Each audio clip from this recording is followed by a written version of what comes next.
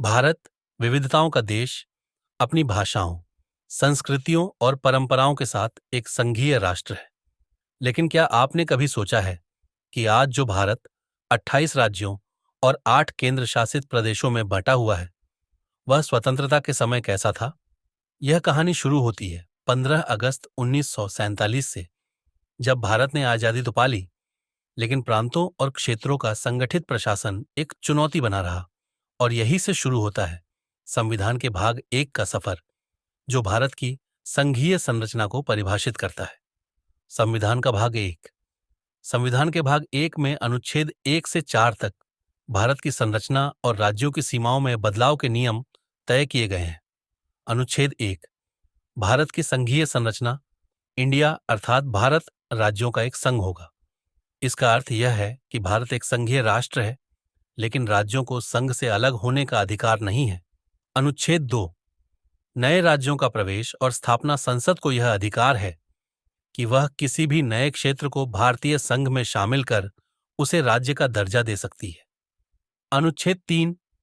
राज्यों की सीमाओं में परिवर्तन। संसद नए राज्यों का निर्माण, सीमाओं में बदलाव या राज्यों के नामों में संशोधन कर सकती है। हालांकि संबंधित राज्य की विधानसभा से राय ली जाती है, लेकिन यह सलाह बाध्यकारी नहीं होती।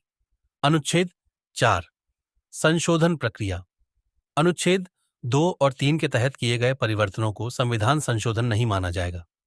संविधान निर्माण के दौरान यह तय करना बेहद जरूरी था कि भारत को किस तरह से राज्यों में विभाजित व कैसे व्यवस्थित किया जाए।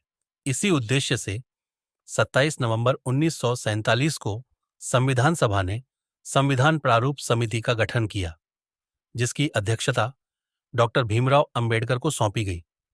लेकिन इससे पहले ही यह चर्चा शुरू हो चुकी थी कि क्या राज्यों का विभाजन भाषाई आधार पर किया जाना चाहिए या प्रशासनिक सुविधा को प्राथमिकता दी जानी चाहिए। इसी प्रश्न के उत्तर की खोज में सबसे पहले 1948 में न्यायमूर्ति एस टटकैक के धर आयोग का गठन किया गया। इस आयोग ने राज्यों के पुनर्गठन के लिए अपनी रिपोर्ट प्रस्तुत की और कहा कि राज्यों का गठन भाषाई आधार पर नहीं, बल्कि प्रशासनिक दक्षता को ध्यान में रखकर किया जाना चाहिए। लेकिन यह सुझाव जनता को स्वीकार नहीं हुआ।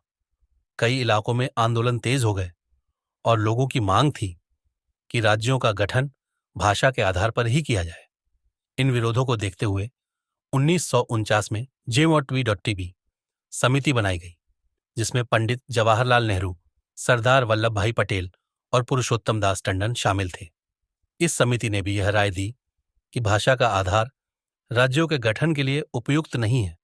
लेकिन फिर एक घटना हुई जिसने सरकार को झुकने पर मजबूर कर दिया। आंध्र प्रदेश के लिए आंदोलन कर रहे पोट्टी श्रीरामुलु ने आमरण अनशन किया और 56 दिनों के बाद उनकी मृत्यु हो गई।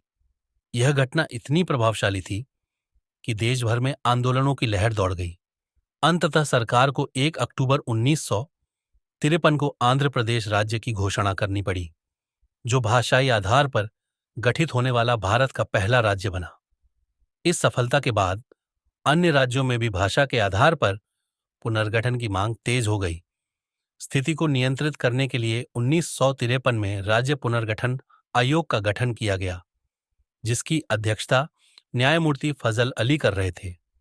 आयोग ने अपनी रिपोर्ट 1955 में प्रस्तुत की, जिसमें यह अनुशंसा की गई कि राज्यों का गठन भाषाई आधार पर किया जाना चाहिए। इसी रिपोर्ट के आधार पर 1956 में राज्य पुनर्गठन अधिनियम पारित किया गया, जिसके तहत भारत को 14 राज्यों में विभाजित किया गया, 6 केंद्र शासित प्रदेशों में बांट दिया गया। इस कानून के लागू होने के साथ ही भारत की प्रशासनिक व्यवस्था को एक नया रूप मिला। समय के साथ भारत की राजनीति और प्रशासनिक आवश्यकताओं के चलते नए राज्यों का गठन होता रहा। 1960 में बंबई राज्य को विभाजित करके महाराष्ट्र और गुजरात बनाए गए। इसके बाद 1966 में पंजाब को पुनर्गठित करके हरियाणा और हिमाचल प्रदेश बनाए गए। लेकिन यह प्रक्रिया यहीं नहीं रुकी। 1962 में त्रिपुरा, मेघालय और मणिपुर को पूर्ण राज्य का दर्जा दिया गया। पहले यह क्षेत्र केंद्र शासित प्रदेशों के रूप में कार्य कर रहे थे, लेकिन वहां की जनजातियों और स्थानीय समुदायों की सांस्कृतिक पहचान को संरक्षित करने के लिए इन्हें राज्य का दर्जा दिया गया। इसके बाद 1987 में गोवा, अरुणाचल प्रदेश और मिजोरम को राज्य का दर्जा प्राप्त हुआ। गोवा, जो 1961 तक पुर्तगाल के अधीन था, भारतीय सेना द्वारा ऑपरेशन विजय के तहत मुक्त कराया गया था। यह 1961 में भारतीय संघ में शामिल हुआ, लेकिन इसे पूर्ण राज्य का दर्जा 30 मई को मिला, 1987 को मिला।